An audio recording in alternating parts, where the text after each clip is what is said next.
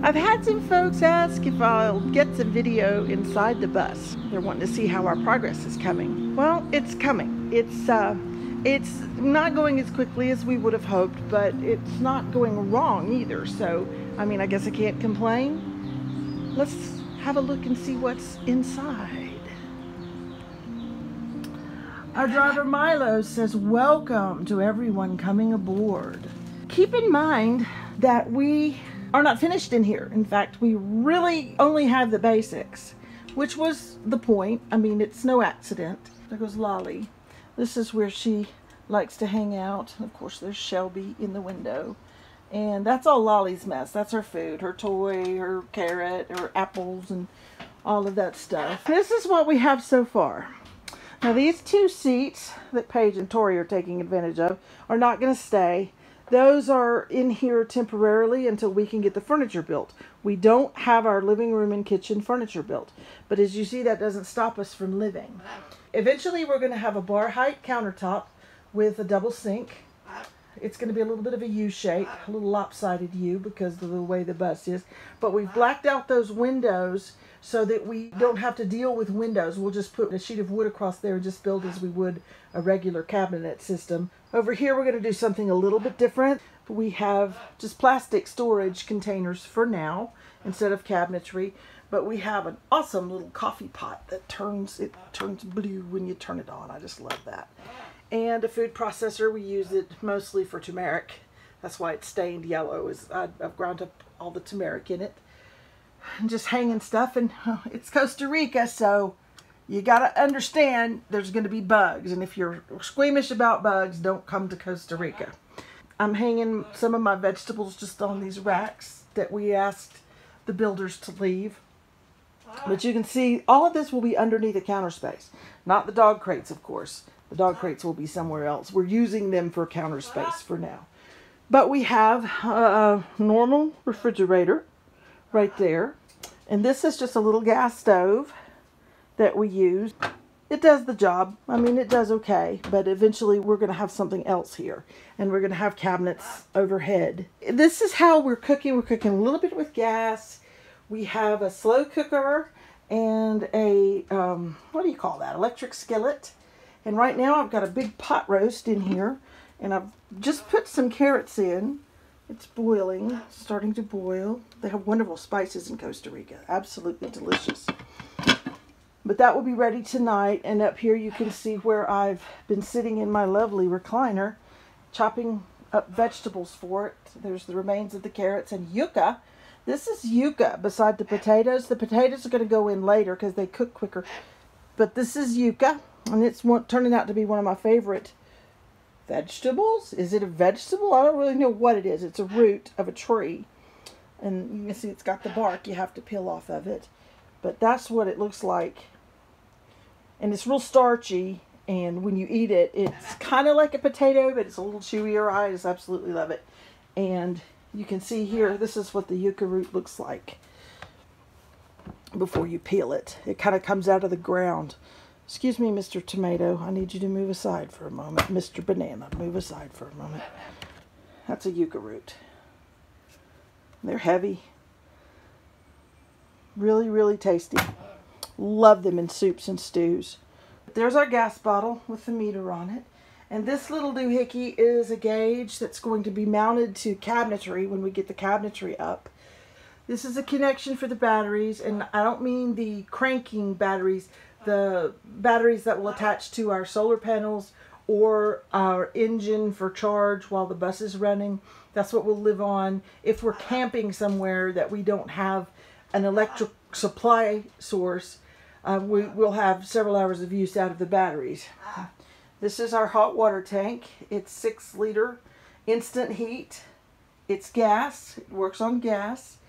And it's pretty effective. We've had a hard time regulating the temperature because, anyway, we're not completely finished. This is the plumbing for the kitchen sink that's going to go in there.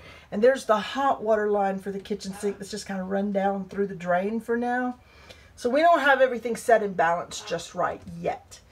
And then, of course, there's the electrical. And keep in mind that all of this will be underneath a countertop, a nice countertop that looks like a kitchen with cabinets up top, countertop that comes about bar height. I think bar height is somewhere right around in here. Bar height with the plug on the wall. We don't have enough light in this part of the bus. We're going to have to figure out something about lighting. But this is the living space of the bus. And it's adequate. And I think we're going to have plenty of room to be very comfortable here. So, behind this little door is the bathroom. And it's kind of hard to get all of the angles here, so I'm going to show you each little piece at a time. So I can start in this corner with the shower. And it's just a regular shower setup. It's got the adjustment handle that will mix the water, hopefully, when we get the hot water heater squared away. But we have used PVC wall panels on here as a waterproofing solution because they are waterproof. I knew that if we used wood and paint that it would not hold up and it would not last, and sure enough, this little ledge of wood, painted wood, we've been in the bus a few weeks now and it's already started to flake and peel and will be rotting soon. So there are some waterproofing that we have to do, but that's okay. This silver thing is a temporary solution. We actually have some curtains to put there. I've got to hem the curtains so that they're the right length, and I haven't done that yet. So we've just used these things for the windshield for the time being. But over here, I'm very proud of our little sink. And of course, another strange silver curtain, not curtain. But I'm very proud of our little sink. It's on a basin on a ledge that also needs some waterproofing. It's gonna rot as well. Here's a flex hose and a flex handle that I find very useful. And of course, there's no hot water to this sink and never will be. So there's just one little switch for it. And it works out really, really well. And on this side is a utility sink. Now, if you haven't been following, you may not know that we have a lot of animals. We brought 5 cats with us from Morocco. And when we travel and take the cats with us, we need a solution for their litter. I don't like litter. And so the cats seem to prefer peeing down drains anyway. So what we did was put a utility sink in here, plumbed it in with the black water. So it's basically into the septic. And we've trained them to actually go in here. Now it's clean right now. That's a piece of actually my eyeliner. it was a little bitty piece that broke off, and it was on the and I'm not worried about that. It's just a piece of eyeliner that was in with the cleaning brush the last time I cleaned. So. But anyway, they do use that sink. It works really, really well. And we have a regular working toilet in here. It works just like a normal toilet. It's a dual flush system, which means if you push both these buttons, it's a full flush. This is just for little jobs, you know, goes into the black water tank. See, we have drains in the floor. We have a drain over here. That just helps make it easier to clean. I'm exceptionally pleased with my laundry setup. I love this type of semi-automatic washing machine because I think I can get clothes a lot cleaner with it. This is a small one. It's a 13 kilogram basin. It can handle anything I've ever thrown at it. I've washed big heavy blankets in it, and it washed just fine.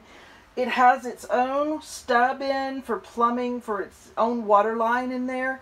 And I actually have the hose. I just haven't gotten around to doing it yet. But so what I've been doing is just throwing the shower head in here and, you know, filling with water. And you turn it on. And it just does a fine little job washing. It's got an air dryer on that side that gets most of the moisture out so that it doesn't take terribly long for things to dry when they hang. But it's got a hose that goes down one of the drains on this side. You can't really see back there, but it doesn't pour water in the floor. It just goes straight into the gray water tank. Behind door number 2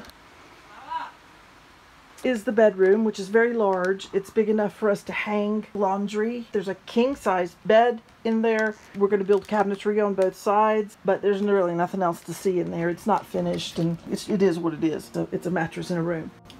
So the bottom line for the bus is that it's not finished yet. It still has some little glitchy things, kinks that we have to work out. But to think of where we came from and where we started with just a shell, to get to a point where we can actually live on this bus and live comfortably, we're pretty pleased with the results. We have time to sort out how we want things, where we want things, and that will be a big benefit for us as we go forward. Looking back on it, I think it would be incredibly hard to build a bus to completion without having spent some time on it to learn what your needs are and what your preferences are and what things work and what things don't. So when it's all said and done, I think Michelle and I will both be glad that we chose to wait and live in the bus for a little while before continuing to invest in its conversion.